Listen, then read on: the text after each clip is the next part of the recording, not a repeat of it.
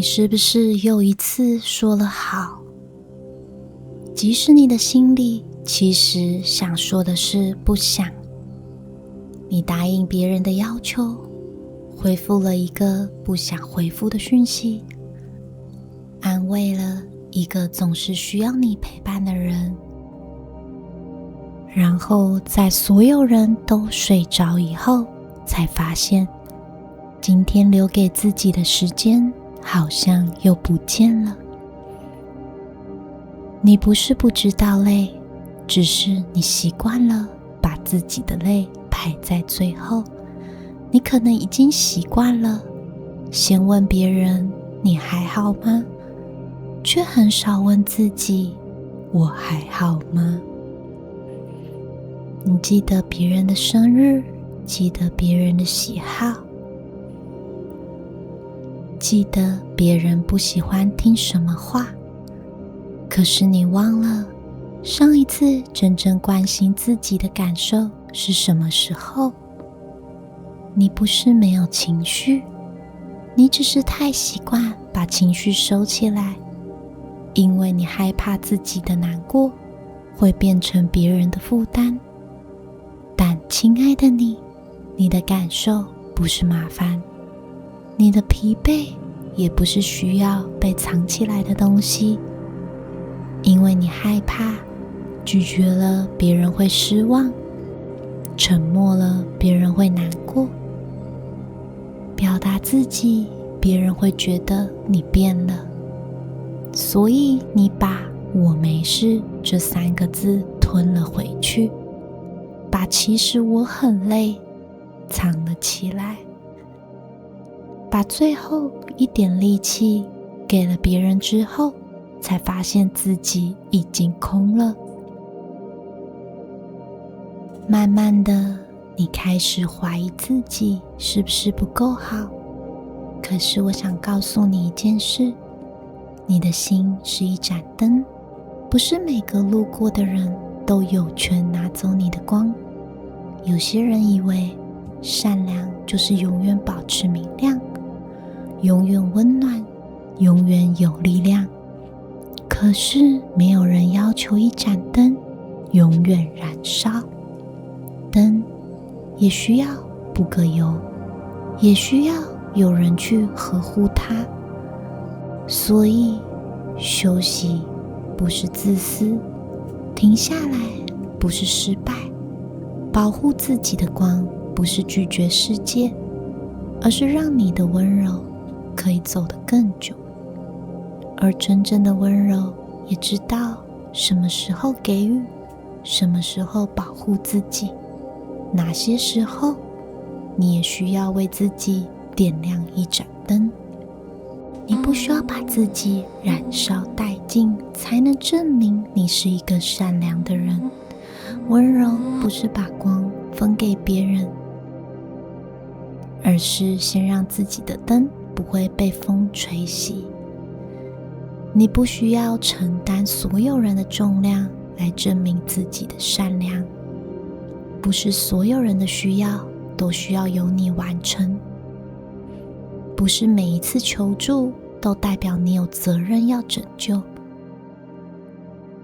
你可以爱一个人，但不用背负他全部的人生。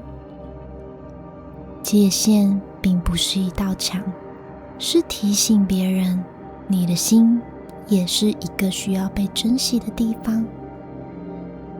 界限不是把爱关在门外，而是让爱不再只剩下消耗。森林里有一只羊，它有一盏温暖的小灯。每当夜晚有人迷路，它总是把灯举得很高。可是日子久了，小羊却发现自己的灯越来越小。它问月亮说，是不是我不够善良呢？